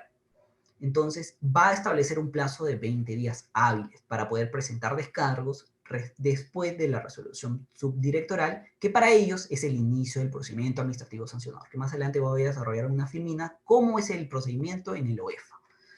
Entonces, en resumen, vamos a ver acá el flujograma de procedimientos, el procedimiento administrativo sancionador, ¿no? Vamos a ver qué se va a dar con la averiguación preliminar, es decir, con el acta de fiscalización. Esta puede iniciar por iniciativa propia, por orden del superior, por una petición motivada por otro órgano o por una denuncia de un tercero, ¿correcto? Inicia el procedimiento de oficio, ¿correcto? Ahí solamente se inicia mediante el acta de fiscalización, ojo. Es decir, es un acta que contiene fundamentos de hecho, y establece las fechas, el nombre del intervenido, la supuesta comisión de la infracción, pero más no es el inicio del procedimiento sancionador o la notificación de cargos. Es solamente la constatación de los hechos, ¿correcto? Esto quiero que lo tengan presente para después determinar el tema de la prescripción y cuándo es aplicable la caducidad. Luego de ello, ya la administración, el órgano instructor, va a tener que notificar la notificación de cargos, valga la redundancia. Y ahí va a establecer los criterios que he desarrollado, ¿no? La supuesta comisión de infracción, el monto de la posible sanción, la autoridad competente, el plazo que uno tiene para presentar descargos, ¿no? Entonces, luego de ello yo puedo presentar descargos o no. La norma no me lo exige, pero si quiero puedo presentarlos. El hecho de no presentar descargos no significa que yo estoy reconociendo, por si acaso. Se va a dar la actuación probatoria con los descargos o sin la presentación de los descargos. Luego viene la formulación de la propuesta de la resolución directoral, de sanción o de archivo. ¿Qué significa esta propuesta? Va a significar el informe de instrucción final. Este informe de instrucción final va a ser realizado por la autoridad instructora. Entonces, ¿qué va a involucrar esto? Va a analizar todos los medios probatorios y va a recomendar si es que se sanciona o se archiva, ¿no? Con todos los medios probatorios. Y luego de eso viene la autoridad decisora, que va a establecer la resolución de sanción. Esta, digamos, autoridad va a establecer todos los mecanismos o todo lo que ha sucedido en el procedimiento, la va a plasmar en su resolución y va a establecer si es que corresponde sancionar o no. Ojo aquí. Aquí puedo, digamos, la administración, o bueno, la autoridad decisora puede tomar en cuenta el IFI o no. No va a ser un informe que va a ser sustancial para dictar la resolución de sanción. Como les comentaba, puede ser que el IFI diga se sanciona y la RD diga se archiva, o muy por el contrario, al revés. Entonces vamos a ver esa circunstancia particular. Entonces, teniendo en cuenta ello y teniendo claro, vamos a ver cómo se computa el plazo de caducidad. El plazo de caducidad se va a computar desde la supuesta comisión de los hechos hasta la emisión de la resolución. Tenemos 4 años ahí para la prescripción. ¿Y desde dónde se va a computar la prescripción? La prescripción se va a computar desde la notificación de cargos, es decir, desde que de la autoridad instructora tomó conocimiento de los hechos y notificó válidamente mediante una cédula la notificación de cargos. Entonces, desde ahí hasta la resolución de sanción, hasta antes, la administración tiene que dictar la resolución que va a imponer una sanción. Tiene 9 meses y ampliable 3 meses más, ¿no? Vamos a ver que el procedimiento administrativo sancionador va a derogar garantías, como lo son el tema de la doble fase administrativa, que va a involucrar la fase instructora y la fase decisora, ¿no? ¿Por qué se hizo eso? Para ser más garantista, porque no podía ser la misma persona que instauraba el procedimiento la misma que sancionaba, porque efectivamente iba a verificar que a toda luz se debería sancionar, ¿no? Iba a actuar como juez y parte. Entonces, luego de emitida esta resolución, se pueden presentar los recursos dentro de los 15 días hábiles, recurso de apelación o reconsideración. Y luego viene la resolución de segunda instancia, ¿correcto? Vamos a ver ahora los modos ordinarios de la conclusión, ¿no?, del procedimiento administrativo. Va a ser con la resolución final que ponga fin al procedimiento, es decir, por el ente de segunda instancia, que va a resolver el recurso de apelación, básicamente. Y este va a establecer si confirma la resolución o si archiva, ¿correcto? Y también puede establecer otra particularidad, que es la nulidad de oficio, ¿no? Entonces, con esta resolución de segunda instancia se va a agotar la vía administrativa, ¿correcto? Luego, vamos a ver que esta resolución final de segunda instancia no puede establecer una reforma en peor. Es decir, si la resolución de primera instancia me sancionó con una UIT, la resolución de segunda instancia no puede decir que se sanciona con 5. Esto es reforma en peor y está prohibido. Entonces, todos los consejos y tribunales lo tienen claro. No pueden emitir resoluciones que sean más perjuiciosas a las que se dictaron anteriormente. ¿Por qué? Porque esto vulneraría el derecho a la defensa. No es posible que tú me estás sancionando en principio por una UIT y después me sanciones por 5 UITs. Entonces, mi derecho a la defensa está claramente vulnerado. Entonces, teniendo en cuenta esto, vamos a ver que con esta resolución se agota la vía administrativa. Y existe otro mecanismo, ¿no? Aparte de declarar el archivo o digamos, conservar la resolución directoral de primera instancia y sancionar, también puede declarar la nulidad de oficio. ¿Y por qué se va a declarar la nulidad de oficio? Por cualquier vulneración al artículo 10 del TUO de la Ley de Procedimiento Administrativo General, que quiere decir que básicamente se vulnere cualquier norma administrativa. Se va a declarar la nulidad. El periodo que tiene la administración pública, es decir, el órgano de instrucción, digamos, de segunda instancia, son de 2 años. Tiene 2 años el órgano de segunda instancia para tomar la decisión si es que declara la nulidad de oficio o no. Y 3 años más si es que no lo pudo realizar dentro de 2 años. Puede recurrir al Poder Judicial para solicitar la nulidad de un acto administrativo dictado por su propia entidad. Pero, ¿qué sucedería si vía, digamos, cuestión de consulta, sube un acto administrativo que archivó un caso a un administrado, o un administrado presentó recurso de apelación por desconocimiento y sube a segunda instancia, sabiendo que la resolución de primera instancia archivó, y el órgano de segunda instancia determina que puede existir una sanción, existe un incumplimiento de la norma? Entonces, si es que va a establecer una cuestión menos favorable o va a intentar declarar la nulidad de oficio, le va a dar 5 días hábiles para que ejerza su derecho a la defensa. El administrado va a tener 5 días hábiles para determinar si es que está conforme con la decisión de la autoridad de segunda instancia, ¿no? Es decir, primero vamos a dar una resolución que archiva, se apela por diferentes circunstancias o desconocimiento o por conocimiento de la segunda instancia, decide solicitar el expediente para revisión y este órgano de segunda instancia va a verificar que puede existir una supuesta infracción. Entonces, y si es que va a declarar la nulidad de oficio, le va a dar 5 días al administrador para que pueda procurar su defensa, ¿no? No lo va a dejar imposibilitado, ¿ya? Correcto. Entonces, vamos a ver algunos casos prácticos. Voy a hacer un poco rápido para no ser tan extensiva la exposición. Vamos a ver que este es un recurso de apelación. Básicamente es un procedimiento administrativo sancionador seguido en el Ministerio de la Producción que básicamente se centra en presentar información o documentación incorrecta al momento de la fiscalización.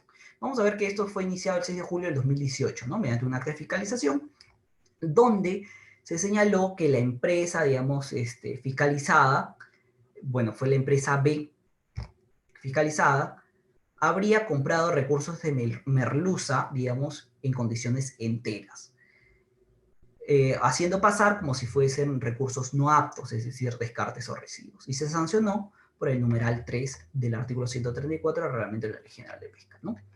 Vamos a ver que quien fue el inspeccionado fue la empresa B y no fue la empresa que extrajo el recurso o que vendió el recurso, porque fue una primera empresa la que trasladó este recurso a otra empresa como si fuese no apto, ¿no? Como descarte o residuo, que su planta de consumo humano derivó producto de los descartes que hacen la limpieza del pescado a una planta de SH. Pero vamos a ver que el supuesto de hecho de la norma es presentar información incompleta al momento de la fiscalización. ¿Y quién fue el fiscalizado? Fue la empresa B, no la empresa A. Entonces vamos a ver que se inició el procedimiento, se realizó el informe final de instrucción y, bueno, el inicio del procedimiento se dio con la cédula, ¿no? Notificación de cargos, la 960-2020, y el informe final de instrucción ¿qué es lo que va a recomendar? Archivar el procedimiento sancionador. Y aquí es lo que les decía, que los informes no van a tener carácter de cuestión vinculante, porque de manera posterior la resolución estableció que sí correspondía sancionar a pesar de la vulneración al principio de tipicidad, porque la norma establece que se debe sancionar al que fue fiscalizado. Entonces vamos a ver acá evidentemente vulneraciones y bueno, ahora está en materia de apelación. Vamos a ver acá un tema de cálculos de multas que, bueno, básicamente acá la administración debió aplicar un descuento del 30% porque así lo establece la norma especial pesquera, pero no la aplicó. Entonces, estableció una sanción mayor al administrado, ¿no? Ahora vamos a ver otro expediente que está vinculado a el hecho de que una empresa recibió recursos de anchoveta en 4 dinos, ¿ya? Recibió estos 4 dinos, pero estos 4 dinos no tenían la documentación correspondiente. Entonces, el inspector a cargo, porque en cada planta del país hay un inspector las 24 horas, los 365 días del año, hay un inspector permanente, le pidió la información de los 4 dinos, porque se tiene que demostrar la trazabilidad. Y bueno, el jefe de calidad estableció que no tenía la documentación. En consecuencia, procedió a regresar el recurso afuera de la planta, ¿no? Ese es básicamente el meollo de los hechos. Entonces, la administración le estableció 2 conductas, uno de impedir o obstaculizar y el otro de presentar información o documentación incorrecta. Vamos a ver que son 2 supuestos normativos, ¿no? Uno es impedir porque no le dio la documentación, y el otro es de presentar información incorrecta o no presentar los documentos que acrediten la trazabilidad o el origen legal del recurso. Entonces, vamos a ver que la empresa, digamos, conocida de sus principios administrativos y sus garantías, hizo un memorando, un informe interno en el cual procedió a rechazar la materia prima por no contar con la documentación suficiente, ¿no? Entonces devolvió estos 4 dinos al proveedor, que era una persona. Entonces acá está el informe que hicieron, donde se determinó que la materia prima no tenía la documentación correspondiente, entonces se devolvió. Se inició el procedimiento, pero acá vamos a ver que se produce una subsanación voluntaria. ¿Por qué? Porque el administrado actuó de acuerdo a sus conocimientos administrativos y devolvió la materia prima. No quiere decir que el administrado procesó ese recurso, lo devolvió, porque no tenía la documentación correspondiente, ¿no? Entonces estaríamos dentro de los supuestos del artículo 252, ¿no? El inciso F, que involucra la subsanación voluntaria. En ese contexto, vale, digamos, recalcar de cuándo se inicia el procedimiento sancionador, ¿no? Con la notificación de cargos. Entonces, de manera anterior a la notificación de cargos, porque la notificación de cargos fue de manera posterior a los hechos, el administrado subsanó, el mismo día incluso. Devolvió la materia prima, ¿correcto? Entonces vamos a ver que la comisión de los hechos fue el 6 de octubre, disculpe, de septiembre del 2018. La subsanación voluntaria también fue el mismo día, y el inicio del procedimiento sancionador se dio en el 2020 recién. Entonces acá vamos a ver a toda luz que existió una subsanación voluntaria. Entonces ahí, bueno, se señala un poco digamos, antecedentes administrativos que ha desarrollado el Consejo de Apelación de Sanciones del Ministerio de la Producción en cuanto a un caso similar, ¿no? Vamos a ver acá también un principio de culpabilidad. ¿Cómo lo vamos a aplicar? La causalidad, ¿por qué? Porque quien, digamos, extrajo el recurso y no tenía los documentos de trazabilidad era el señor F, ¿no? Porque el señor F le estaba vendiendo a la planta recursos que realmente no tenían los documentos. Entonces, quien debería ser sancionado es el señor F, no la empresa A. ¿Y por qué culpabilidad? Vamos a ver que la empresa en ningún momento, digamos, tuvo la intención de cometer el acto, más bien por el contrario, subsanó su conducta en la manera oportuna, digamos, devolviendo o no permitiendo el ingreso de este recurso a la planta. Entonces acá no existió ni dolo ni culpa por parte de la empresa. ¿Correcto? Y aquí también vamos a ver que la administración pública, en lo que es la aplicación o la cuantificación de la sanción, vamos a ver que tiene una cuestión media matemática para la aplicación de sanciones, ¿no? Y bueno, sí tiene bastantes factores que van a involucrar la sanción administrativa a nivel pesquero. Pero, ¿qué es lo que está haciendo la administración? Como no tuvo cuantificación de los 4 dignos, está sancionando en base a la capacidad instalada de la planta. Y por eso pretende establecer una sanción de 32.69 UITs, que es multa totalmente exorbitante, que excede los 250.000 soles. Entonces, nosotros hemos hecho la cuantificación en base a cuánto pesarían aproximadamente estos 4 dignos, y la sanción no pasaría de 0 ni de 1 UIT. Entonces vamos a ver que hay criterios que la administración a nivel específico debe tomar en cuenta, ¿no? Como son los factores para establecer las sanciones. Vamos a ver otro caso brevemente, que está vinculado a que en una planta se llevó a cabo una inspección, en un almacén determinaron que había una cantidad de sacos y al momento de trasladarlo a otro almacén determinaron que había una cantidad menor, ¿correcto? Entonces se impuso también este numeral tan conocido por presentar información incorrecta o incompleta. Entonces, verificándose que había una pérdida de 291 sacos. Pero el almacén era, digamos, administrado por una empresa. Entonces, la empresa tal y, por ejemplo, reconoció su responsabilidad, dijo, sí, efectivamente, no sé dónde están estos sacos, se han desaparecido y todo el tema. Entonces, vamos a ver que se inicia el procedimiento sancionador, se presentan los descargos, estableciendo esta particularidad que la empresa I había reconocido responsabilidad y que, bueno, nosotros no sabíamos nada del manejo del almacén, ¿no? Y se establece una sanción recontra alta de 57.92 UITs. ¿Por qué? Porque la cantidad de sacos era alta y en virtud de eso se hizo la variación o el cálculo de la sanción. Entonces vamos a ver aquí que hay una vulneración al plazo de caducidad. ¿Por qué? Porque, a ver, el procedimiento administrativo inició el 29 de mayo del 2019 y correspondía que la administración en 9 meses vencidos dicte su resolución el 25 de mayo del 2020. Sabemos que ha habido pandemia y todo y se han ampliado los plazos. Pero a pesar de ello, la administración no cumplió con el deber de notificar la resolución conforme a las reglas de notificación de la Ley del Procedimiento Administrativo General. De frente fue con una publicación al peruano y estableció que todos los procedimientos de tal fecha a tal fecha eran ampliados 3 meses más. Y eso le da, digamos, una amplitud de 3 meses a la administración para resolver todos los procedimientos.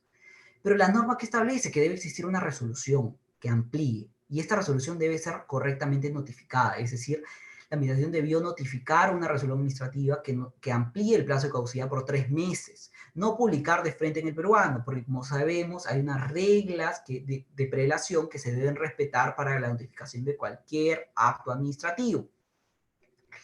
Entonces vamos a ver acá evidentemente que se vulneró el plazo de caducidad, ¿no? Desde la notificación de cargos, que fue con la cédula, tenía 9 meses, pero esta fue dictada mucho posterior. Entonces, y a pesar de que transcurrieron, que amplió la administración estos 3 meses mediante publicación en peruano indebidamente, porque no debió hacerlo mediante ese mecanismo, debió notificar al domicilio, el plazo había caducado, ¿no? Y ahí, como ya hemos desarrollado, existen modalidades de notificación. Primero al domicilio, luego por correo, si es que está autorizado, y luego por el diario oficial del peruano. No puede ser suplida este orden por ninguna, digamos, ninguna cuestión normativa bajo sanción de nulidad. Es decir, no existió en ningún momento ampliación del plazo de caducidad en este procedimiento. Y vamos a ver cuándo es eficaz el acto administrativo. El acto administrativo es eficaz cuando se notifique legalmente. Ahí recién va a producir efectos. Es decir, el plazo de caducidad no se amplió de manera correcta, entonces no produjo efectos y, es decir, el plazo de caducidad caducó. Y también el otro punto, ¿no? De tener en cuenta la asunción de responsabilidad de parte de la empresa I, ¿no? Que asumió responsabilidad y por eso vemos una vulneración al principio de causalidad, porque quien debe responder es el que realiza la conducta omisiva de la supuesta infracción. Y bueno, los criterios de razonabilidad, ¿no? Que bueno, no se puede establecer una infracción tan elevada que puede perjudicar totalmente a la empresa, ¿no? Y si es que esto ha generado un daño al interés público, al bien jurídico protegido. Podría ser que podría generar un daño al bien jurídico protegido porque son los recursos hidrobiológicos, pero igual se debe ver la proporcionalidad, ¿no? De este tipo de sanción. Una multa que va a ascender más o menos a 250.000 soles más intereses, gastos y costos, va a absorber evidentemente el capital de la empresa, ¿no? Vamos a ver ahora el procedimiento brevemente del OEFA. el OEFA va a iniciar el procedimiento mediante un acta de supervisión, ¿ya? ¿Correcto? Esta acta de supervisión, ahora el OEFA se ha actualizado y ahora lleva laptops y antes era mano, ahora es con laptop. Llevan laptop, describen todo lo que ha sucedido, cuál es la supuesta infracción, correcto. Luego de eso tienen unos días, usualmente existe un dispositivo legal en la ley que cualquier actuación administrativa debe ser notificada dentro del periodo de 5 días, desde que emitió la autoridad esa, digamos, esa resolución, ese informe. Entonces, ojo con eso. Hay muchas entidades administrativas que no respetan esa norma y, y notifican cualquier actuación administrativa dentro del plazo que ellos consideran pertinente. De acá a 20 días, de acá a medio año, no. Existe una obligatoriedad de que la administración notifique sus actos dentro de los 5 días de emitida, ¿correcto? Entonces vamos a ver que ya inició el acto con el acta de supervisión, ¿correcto? Luego va a iniciar el procedimiento sancionador con la resolución subdirectoral. Como le decía, algunas entidades establecen cuestiones particulares con normas especiales, ¿no? Entonces va a iniciar el procedimiento sancionador con la resolución de sanción. Y yo para ello voy a tener, aquí había un error, son 20 días hábiles para presentar mis descargos, ¿correcto? Acá también puede iniciarse un reconocimiento de responsabilidad y puede disminuir la multa del 50%, ¿correcto? Y luego de eso va a estar el informe de instrucción, ¿correcto? Y para ello también voy a tener 5 días. Bueno, 20, ahí también otro error. 20 días para presentar descargos. Y luego viene el informe de instrucción final, para lo cual también tengo 20 días para presentar descargos. Antes de la emisión de la resolución directoral, yo puedo reconocer responsabilidad y puedo ser sujeto a un atenuante de responsabilidad, que es el descuento del 50%, ¿correcto? Luego de emitida la resolución ya no puedo reconocer responsabilidad y se me va a establecer la multa que el OEFA determine, ¿correcto? Entonces, ya con la resolución directoral puedo reconsiderar el OEFA si permite los recursos de reconsideración, a diferencia del Ministerio de la Producción, donde su entidad, digamos, especial, que es la Dirección de Sanciones, no permite recursos de reconsideración. Si es que tú presentas un recurso de reconsideración, lo va a encaminar como si fuese un recurso de apelación a la autoridad de segunda instancia, ¿correcto? A diferencia de ello, vamos a ver que el OEFA es un poco más garantista y va a establecer plazos más amplios y va a tener una mayor cantidad de informes, ¿no? Porque es un poco más técnico, digamos, el ámbito que ellos ven. Entonces, se emite la resolución y yo puedo, directoral, puedo reconsidero, va a salir la resolución que puede declarar infundado, fundado mi recurso de reconsideración, puedo apelar, apelo y esta pasa al Tribunal de Fiscalización Ambiental, el cual va a determinar confirmar o no la sanción, ¿correcto? Vamos a ver un breve procedimiento administrativo sancionario en el OEFA, ¿no? Vamos a ver que este procedimiento se inició en 2 días. Usualmente las fiscalizaciones del OEFA duran 2 días, 3 días, ¿no? Porque es recabar o levantar toda la información técnica, es estudiar el EIA. ¿Qué son los EIA? Son los estudios de impacto ambiental que van a establecer las cuestiones o cómo debe dirigirse la empresa a nivel ambiental. Entonces, lo que está descrito en el EIA es la Biblia de la empresa, de cómo va a funcionar. Estos previamente son autorizados y aprobados por la autoridad competente, ¿no? El OEFA básicamente va a fiscalizar que estos EIA se cumplan, que tú actúes conforme a tu EIA. Ustedes dirán, pero ¿qué empresa va a aprobar un EIA que realmente no va a cumplir? A veces surgen circunstancias que por la propia práctica se incumple, ¿no? ¿Por qué se va a incumplir? Porque a veces, no sé, sale un aparato que es mejor a nivel ambiental y la empresa lo instala sin previamente tener una autorización expresa de la autoridad. ¿Por qué? Porque a veces la autoridad se demora 1 año, 2 años en aprobar estos estudios de impacto ambiental porque son bastante complejos y técnicos.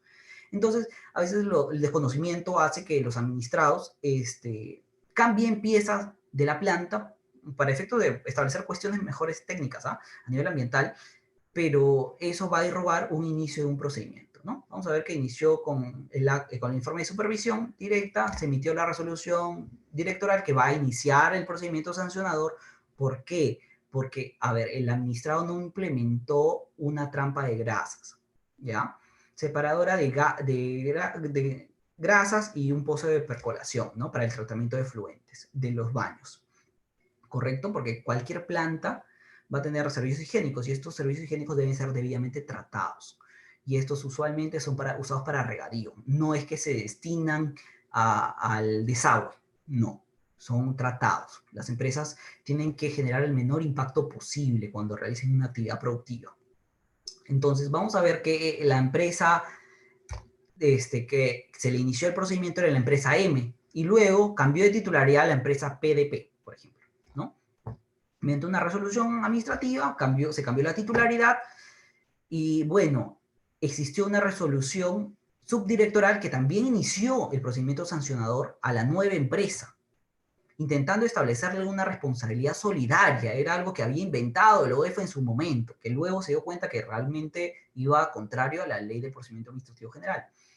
Entonces, instauró el procedimiento, se presentaron los descargos y se estableció mediante medios probatorios que sí se contaba con este sistema de tratamiento para el tratamiento de residuos, ¿no? Entonces, se emite el informe de instrucción, el cual recomienda también establecer responsabilidad a PDP. Se presentan los descargos y se solicita audiencia. Entonces, vamos a ver que la supuesta norma infringida aquí en el OEFA es, digamos, o como materia de responsabilidad solidaria, el OEFA establecía este artículo, ¿no? El 135, que establece que serán responsables solidariamente entre los titulares cualquier, digamos, administrado que tenga incidencia directa con los hechos. Es decir, primero era una empresa, luego otra empresa, se le inspeccionó a la primera empresa, igual la segunda empresa que va a obtener la titularidad también va a ser responsable a nivel solidario. Esta cuestión ha sido reformulada por el Tribunal de Fiscalización Ambiental, ¿no? Entonces acá vamos a ver que se está vulnerando el principio de causalidad. ¿Por qué? Porque a quien se le debe sancionar es a la persona o al administrado que realizó la conducta omisiva, el que no cumplió con el tratamiento de los efluentes, que era la empresa M. Y el principio de culpabilidad, ¿por qué? Porque también tiene que existir un ámbito de dolo o culpa, la intención que yo efectivamente quería cometer, pero la nueva empresa ni conocimiento tenía de esta supuesta comisión de infracción o de estos hechos, entonces ni siquiera podía establecer o tener dolo o culpa dentro de este procedimiento, ¿no? Vamos a ver también el principio de licitud, que la administración efectivamente debe presumir que los administrados han actuado apegados a sus deberes mientras no cuenten con evidencia en contrario. Y el debido procedimiento, porque la administración debió verificar que efectivamente quien tenía la titularidad en su momento era el que había cometido la infracción y el nuevo titular no era el que había cometido la infracción. Entonces acá vemos que no hay intencionalidad, no hay dolo ni culpa. Entonces el tribunal, en esta resolución del Tribunal de Fiscalización Ambiental, establece un poco el tema de responsabilidad solidaria, ¿no? Y ahí va a disgregar que vulnera el principio de legalidad, porque no está establecido, o sea, por la norma general. Entonces, vamos a ver en otro caso, digamos, que se adjuntó a este caso para efectos de procurar la defensa, de que quien es el anterior titular es el que debe ser responsable de cualquier supuesta comisión de infracción, ¿no? Vamos a ver que el primer titular era Andesa, por ejemplo. La supervisión se dio durante el periodo que Andesa era titular y luego pasó a Matarani. Entonces, no correspondía que se le sancione a Matarani, ¿no? Porque es el nuevo titular y no tenía conocimiento de los supuestos hechos, ¿no? Que se le tipificaron a Andesa, ¿correcto? Acá vamos a ver que efectivamente aquí el administrado sí tenía este instrumento ambiental para poder tratar los efluentes, que era un equipo BAMEF, que reemplaza al tema del separador de grasa porque actualizó su EIA. Actualizó su EIA, dijo, mira, voy a tener este equipo que es mejorado, que va a separar las grasas. Entonces lo aprobó la autoridad y en consecuencia vamos a ver que el Tribunal de Fiscalización Ambiental estableció que Puerto del Pacífico no tenía dolo ni culpa, ¿no? Dentro de ese procedimiento, y en consecuencia también estableció que la empresa actualizó su instrumento de gestión ambiental, que se leía, y en consecuencia no merecía ser objeto de sanción, ¿no?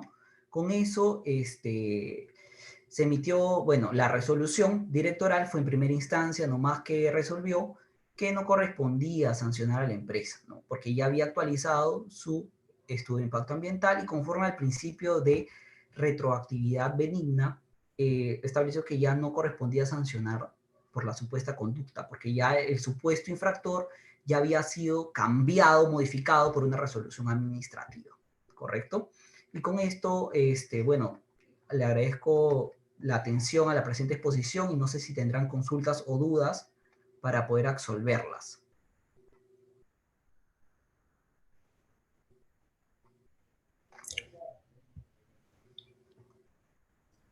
Buenas noches, doctor Marlon. Vamos a esperar que algunos asistentes realicen sus dudas unos minutos. Caso contrario, pasaremos a cerrar la exposición del día de hoy. Correcto, correcto, Cristian.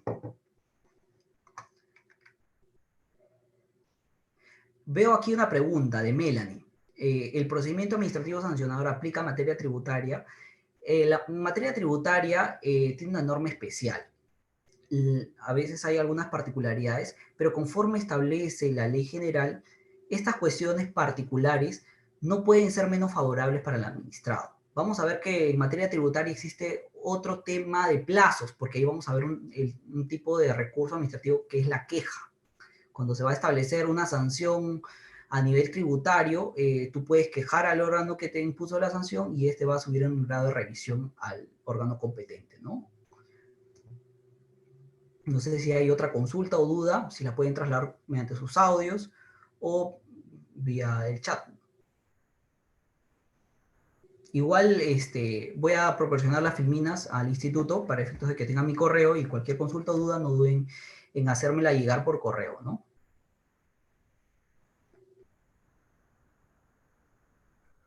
Gracias, doctor. Bueno, al parecer no tenemos ninguna consulta más, aparte de la que aparte de la que acaba de contestar, así que consideramos que debemos de pasar a la clausura de la ponencia del día de hoy. Correcto, Cristian. Más bien, muchas gracias por la invitación y al instituto y gracias bueno, a todos los estudiantes que han estado aquí o algunos profesionales también en haberme permitido exponer un poco del procedimiento administrativo sancionador, ¿no? Que resulta ser totalmente garantista.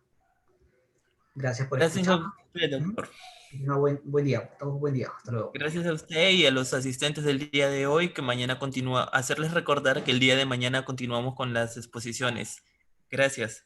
Buenas noches. Buenas noches.